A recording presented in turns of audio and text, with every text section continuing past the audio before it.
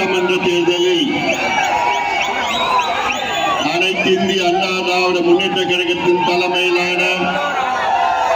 வெற்றி கூட்டணி தேசிய ஜனநாயக கூட்டணி சார்பில் நம்முடைய ஆற்காடு சட்டமன்ற தொகுதியில் அனைத்து இந்திய அண்ணா திராவிட முன்னேற்ற கழகத்தின் சார்பில் மாவட்ட செயலாளர் நம்முடைய வெற்றி வேட்பாளர் என்று நான் சொல்ல மாட்டேன், இந்த தொகுதியின் சட்டமன்ற உறுப்பினர் என்று நான் சொல்லுவேன். அந்த வகையில் போட்டியிடுகின்ற மரியாதைக்குரிய திரு SM சுகுமார் அவர்களை நீங்கள் எல்லோரும் ஒன்று சேர்ந்து இரட்டை இலை சின்னத்தில் வாக்களித்து